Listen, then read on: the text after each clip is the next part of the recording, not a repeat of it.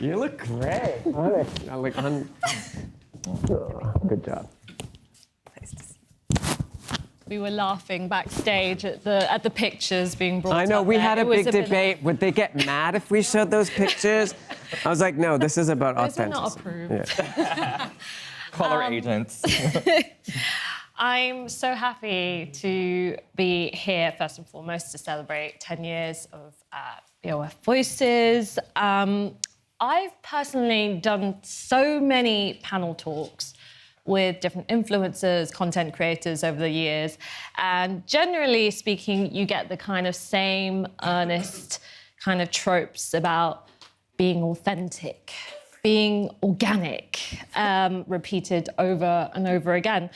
So I'm kind of keen to treat this not like that. And I would really kind of like to do this panel how we would speak to each other on WhatsApp, you know, where we're constantly trading info about our work, spilling the tea about brands, because the landscape is constantly changing day to day, hour to hour, and all of us navigate this attention economy in really different ways. So I wanted to start with you, Bryan, because you're the closest and you're actually obviously a friend as well. So you and I would probably call ourselves, you know, the first generation in self-publishing in fashion, where there was no economy to speak of. So I wondered if you could talk about that turning point from being that blogger in Manila and then going to shows, being seen as a novelty fixture on the Fro, and that shift from outsider to insider.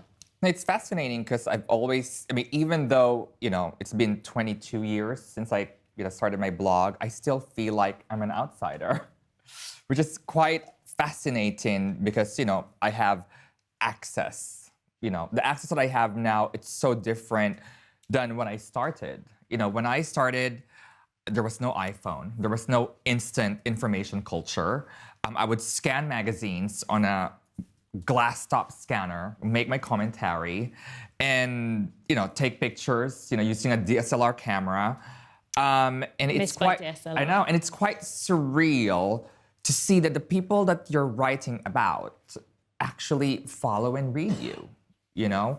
I think that kind of made the whole thing kind of like worth it. You know, it made, you know, something that I thought was inaccessible and impossible. You know, growing up, I would read magazines. I'm like, there's no way I'm gonna talk to, I don't know, like Marc Jacobs or any other He named designer. a bag after you. Yeah, you know, it seemed so inaccessible. So I had that confidence to write whatever I feel like it, because I was kind of like, I had this illusion that they're not gonna read about me, they're not gonna read my comment, they're not gonna read my articles, whatever, no one cares.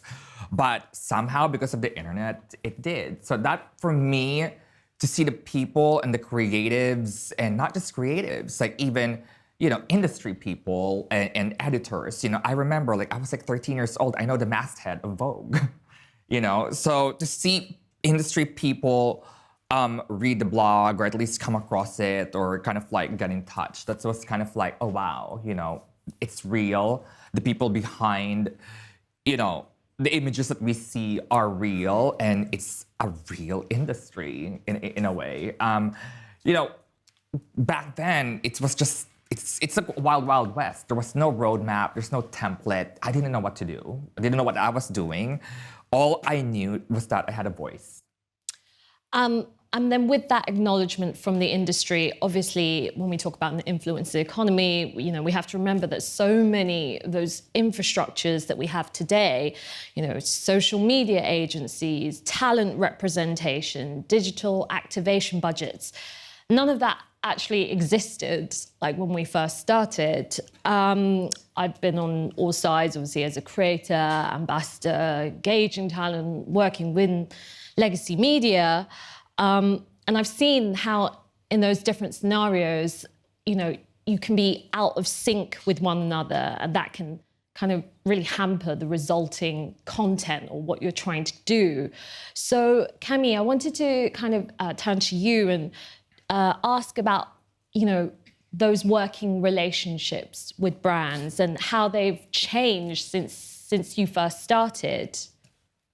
It's so interesting because I think that's one of the things that's changed the most. Actually, when we first started out, as you said, there was no industry, and I think a lot of us were doing it for the joy, almost, and building a community. And I think there was such a sense of togetherness because it was such a small amount of people that were speaking to each other online, and it was the first time that we were able to kind of find our tribes, even though we didn't have contacts, and that, you know, it's an industry that's known to be difficult to access, especially if you haven't grown up in one of the major cities, especially if you don't have the kind of parents that can pay for your rent while you have an internship in a magazine, which was not the case for me. And I had to, if I wanted to live in London, I had to earn money. And the blog kind of, it started as an idea to supplement my job, and then it grew and grew and grew. But I think what's really interesting is that in the beginning, the brands who would reach out to us didn't know how to use us. It was us teaching them. They would send us a bit of money and say, do your thing. And I think that is the thing that has changed the most, because as the creator and influencer economy has grown, I think it was valuated at 250 billion last year in 2024. And it's set to almost double, I think, by 2027. And I think with that huge increase in visibility and the budgets just being so big, has come a lot of control and pushback from brands, and not just the brands. I think there's also, like, as you explained, all these extra players that have inserted themselves. So like these agencies that come in and pitch to the brands and add a lot of noise, I think, to the conversation, and fail to remember that the real reason why this took off in the first place was because of that connection that you build with your audience, and because of that voice, that the only way for it to translate and to convert and to actually have a real sway on the customer or your audience is to kind of be true to your own voice. And I think that is the thing that I found the hardest in recent years, because as brands have got more savvy, they've understood that they kind of need us. We're part of the economy. I mean, even journalists who were sneering at us in the beginning have all joined the party. Like, everyone at Vogue is like doing advertorial branded stuff online. In a way, like, we've been a little bit vindicated, but the trade-off has been a little bit of loss of control over what we built in the first place. And I think that is where I know that I spend a lot of time behind the scenes having that discussion with brands very openly, because I have realized that as long as you bring this up and you like explain to them why you want to do things differently to the like 30-page brief that they've sent with, like, you know, a clear idea of each shot and what it's going to look like, and that actually the problem is, in a way, like, we're selling advertising space now. We've effectively replaced the magazines because no one is reading them, sadly. I think that's I refuse to agree, because I work in a magazine. But no, I mean, for me, it's what I really find fascinating over the years is that, I mean, I remember the first paycheck that I got from influencing. It was actually through a company called Linkshare, which is an affiliate, company. And I remember 2005, it was August, and back then there was eLuxury, and then Net-a-Porter came, and my first paycheck was a $12,000 wire transfer because I sold on commissions through Net-a-Porter. So thank you, Natalie Massenet, wherever you are. But that's when I thought, okay, that's a year after I started my blog. I had no idea or even a sense of direction on how to monetize it, because again, I had no agent. I was in my bedroom. But what I do know is that I had an audience who responds to whenever I would post affiliate links. I remember I sold so many of those Marc by Marc Jacobs belts, like bags, and in the end, I was like, okay, this is a good revenue source. So all I need to do is kind of like, I was a 22-year-old, post links, post pictures, and it worked out. And it's fascinating, because like that was what I did 21 years ago, And then to see it on Vogue.com or Condé Nast having an entire division dedicated to shopping editors and shopping, it's wild. I mean, obviously, I don't do affiliate sales anymore, but to see it scale to a larger scale now in a way like it's so industrialized and the norm, it's fascinating to see all of what we did back then. It's kind of like commonplace. Well, they're co-opting basically all the things that they sneered at in the beginning, Cultural and appropriation. just co-opting it for their own profit. I wanted to talk about the kind of next big game changer. So obviously we worked out how to make money. All the kind of infrastructures are in place. The next big game changer was obviously platforms turning to video, and specifically short form video. And so I'm really excited to speak to the Gstaad guy, as you have I think a really different perspective from all of us here. I mean, how did you start, let's just get into it. How did you start this persona, and when did you realize you could use this persona to actually build a business out of it? Thank you for having me here. And before I answer that, I just want to say how cool it is to call this work. I think we're all so blessed to be in this room in the first place, and of course to be on the stage. And to call expression something fun work is really cool. So I just want to acknowledge that. I started this 7 years ago in January, and I was initially just having fun. And I realized that having fun and communicating something serious through fun has always been a truth, but it's a truth now more than ever. I think we all come from the same generation, a very online generation, but the past 5 years, I think, is, especially Gen Z, Gen Alpha, is the most unserious generation to date. If you're scrolling on Instagram or TikTok, people talk about serious topics, but they're laughing and they're adding humor and they're adding this lightheartedness. It could be a coping mechanism, could be a delivery mechanism, who knows, but I think that's the truth. And I noticed that through satire and through my sometimes very fictional, sometimes less fictional storytelling, people would actually think about how they consume, think about how they create. And 3 or 4 years later, I figured out how to turn that into a business by working with brands who felt like they could work with me to tell stories on their behalf and say the things they couldn't say. I think where some brands, as Camille was saying, fail is when they try to work with a third party to tell their same story versus to work with an ambassador to tell a different story, which is by design what an ambassador is, right? So I'm blessed to have worked with brands that have allowed me to use my own language to tell a different story, still in line with their growth and their business, and Gstaad guy.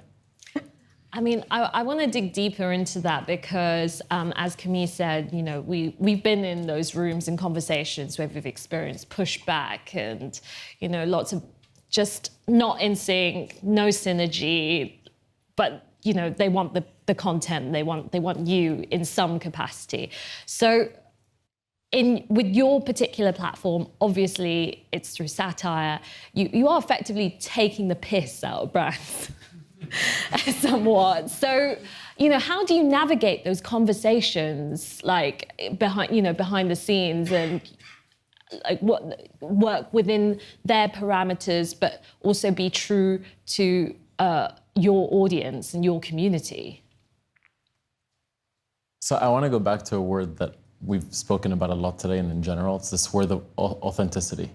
And I think authenticity is such a nuanced word because is authenticity transparency? Is authenticity being agreeable? Is authenticity being vulnerable? And the answer is it's really all of the above and however you want to use it. In the case of Gstaad guy, authenticity is acknowledging the reaction before it's made by the audience. I think as time goes on, people through knowledge and through access to knowledge become more discerned as consumers of media and consumers of product. And as they become more discerned, they become less receptive to crap, right? You can say bullshit. Bullshit. The bullshit. The bullshit, you know? And they have a reaction that if you really sit in that marketing room and pause for a second and put on your consumer hat on instead of your marketeer hat on, you can kind of assume. You can assume how the audience is going to react to something. So if you can take that pause and that, let's call it an authentic pause, with the marketing teams you work with and say, do you really think your audience is going to buy this? What's your audience going to say? And then just have someone like Gstaad guy or another creator say that first so you can tell the story versus have someone else tell your story on your behalf. And the language of comedy and the language of satire allows for that to be more digestible. Because at the end of the day, like, yeah, we're all here and there's lots of very serious topics and lots of very serious and negative byproducts of the industry, but by definition, most of what we've discussed today is a luxury and it's should be consumed and discussed with a smile on our face and not like this, you know, this big, scary thing, so.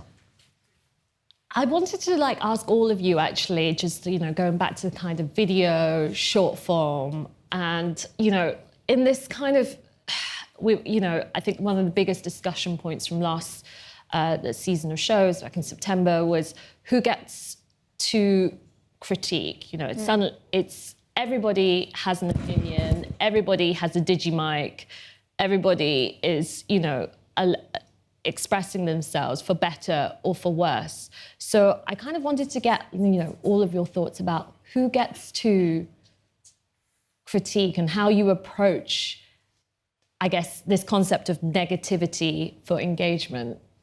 Well, that's the reality that we live in. Negativity sells online. I mean, attention is abundant, but, as a result, desire is kind of scarce. You know what I mean? We can all talk about fashion. There's so much noise online, but, what does it do, for the industry in a way? I mean, I kind of learned how to filter it all out. I don't really engage with a lot of the videos, and my algorithm is so disconnected from the fashion noise that we're seeing. And it's interesting that, the brands kind of support this in a way. They contribute to this noise. So I remove myself from that. And in a way, I'm also starting to become more vocal. I mean, I've always been vocal in the beginning, but lately I was okay, I really don't want to contribute to the noise by adding myself and doing a green screen video and doing a fake review based on one picture, one look. I don't want to do that. But I thought since I kind of have a seat on the table, I want to say things with meaning. I want to be more constructive, and I kind of want to hold people to a higher standard in the same way I'm putting myself up to a higher standard. I have a responsibility to do that. So I try to be careful nowadays with what I say online as opposed to when I was 22 in a train wreck.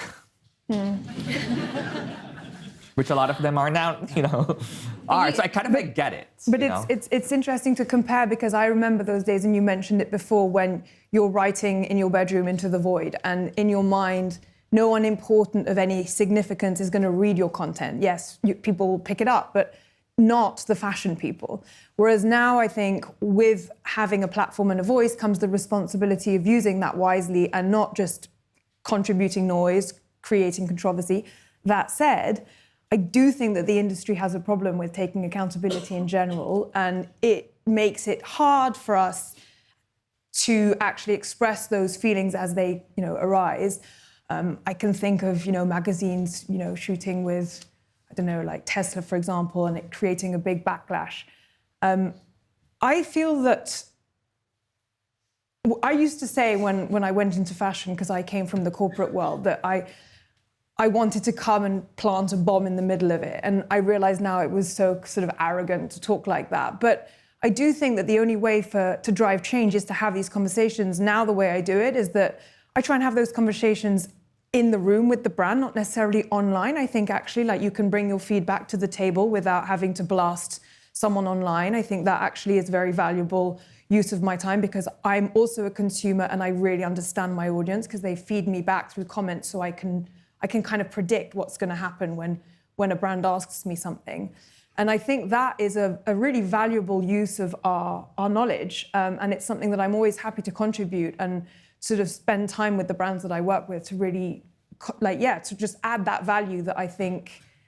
I don't see myself as just a vehicle by which, you put me in something and then that's it, we're done. I've been thinking a lot about my legacy and what it means to have had a voice for as long as I have online and how best to use it. And obviously you make choices with that and you decide to speak. I mean, I know that for me, for example, I was very political this past year and it caused big problems with brands who, like LVMH, got me on a call with 7 lawyers saying that now in my contract it was going to be written in that I had to be neutral politically because I'd gone to a protest. And I said, absolutely not. I said, I'm not a brand. I'm an ambassador for you, but we are people. We are not brands at the end of the day. Certainly for me, because I know that it's different for a lot of us, but I see my online self as an extension of my offline self. And I think that's also where my bond with my audience is. They know that, and they can see that my voice is 360, that I don't just talk about fashion, I talk about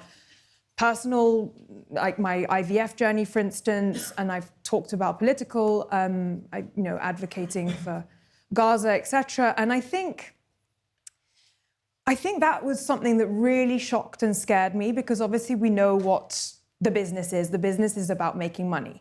And the brands are going to selfishly just want to do what is best for them. And obviously what's best for them is for everybody to be neutral because then they can sell to everyone. And that's what I kind of reminded them. I said, it's all very well for you to want to be neutral, but even that is a trend in itself because think about Black Lives Matter. Every single brand was posting a black square and suddenly every single brand needed you to be political. And the models that took off that year were the ones that, were using their voices. And I think that's where the industry is a little bit, you can see how fickle it is. It's like swings and roundabouts. It kind of sways with the wind depending on the political climate and what they think the audience and their customer needs. And I think our job is to kind of push back on that and stay true to ourselves. And yeah, that's what I like. That's my challenge that I've given myself. We have... I knew these guys were just going to be all on fire. I have got so much to dive into and we're running out of time, but I wanted to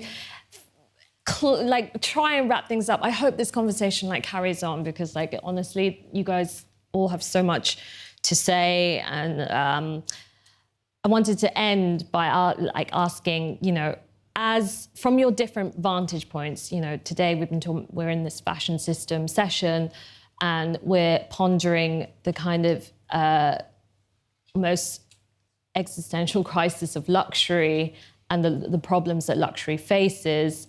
I wondered from your different vantage points, if we can wrap this up, how do you see the state of luxury today, what its problems, its challenges? I guess because we've come from this perspective of being outsiders to becoming insiders and working within. Well, I think, at least for me, I feel like fashion and luxury are different. They're two different, ball games. And there's also nothing luxurious when it's just everywhere at the end of the day. If everything's accessible, if everything is right in your face, there's nothing luxurious about that, And the more and I feel like over the past 2 decades, brands have turned into mega brands and they've turned into household names and they've turned, they kind of aligned themselves into a Coca-Cola or a Nike, which are, so different. And there's nothing luxurious about that. For me, luxury is a completely different beast. It's something that you have to desire. And when something is so commonplace that you see it on the internet, you see it on every celebrity, you see it on every influencer, you see it everywhere, why would I want that? And everybody can get that, So we're part of the problem. We are part, not necessarily, because, our role is to just kind of communicate something. We are not the brands that kind of invest in the whole thing, you know? And we are, at the end of the day, influencers are just, you know, we're a line item on a marketing budget spreadsheet or communication strategy. We are like tiny compared to the overall thing. But yeah, I mean, I'm still optimistic where it's all gonna go. I do believe in brands that create a sense of community and put a focus on product. I'm such a huge fan of Hermes. They don't do anything with celebrities. They rarely advertise. They don't have big marketing campaigns, but yet everyone, you know, their loyal fan base, they're addicts. They're like crack addicts. You know, you get your first Hermes bag, you want to get your second, and then you buy the garbage. And then next thing you know, you spent 50,000 euros at the boutique waiting for your third bag.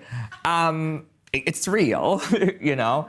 And it's genius because, you know, again, it's not in your face, but the fans are so loyal, you know, at that house. And I have nothing but respect for them. You know, and I think, you know, I'm not saying, and the biggest mistake I think in the past couple of years that a lot of luxury brands tried to kind of like create that model, but there's no second Hermes. No one can be another Hermes. You said it, it's the craft. And I think people know that. They can see I've been invited to go and watch them sewing the bags, and I think one bag takes 2 days to get made, and it's the same person that makes it. And obviously, there's a reason why those products are so expensive because they also carry value. They're rarefied. They're not rare. Well, they gatekeep it. That's the business model. I need to try and wrap this up. We're woefully like over time. Gstaad guy, you get the closing word on luxury. The guy who sells it best. Oh my God. Okay, I think to sum it all up, consumers are getting smarter, products are getting dumber. It's true. It's true. Well,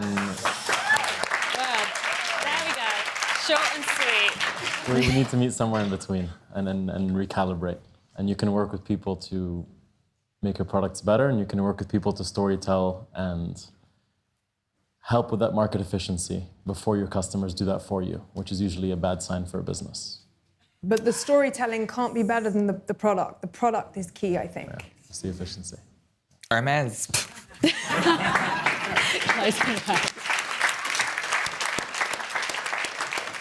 I'm sorry, Imran. I tried. We had an hour-long conversation on Friday, and we could have kept talking. To be continued. We will, and we want to do a case study focused on what we can learn, because I think these guys have like such a unique perspective on the mechanics of luxury, and if we can get them to get off their marketing script and say what they really think, there's like a bank of knowledge here that I want to tap into. So thank you so much. Easier to do this with you when you're sitting down, so thank you. Thank you. Thank you. Thanks, Susie. Bye.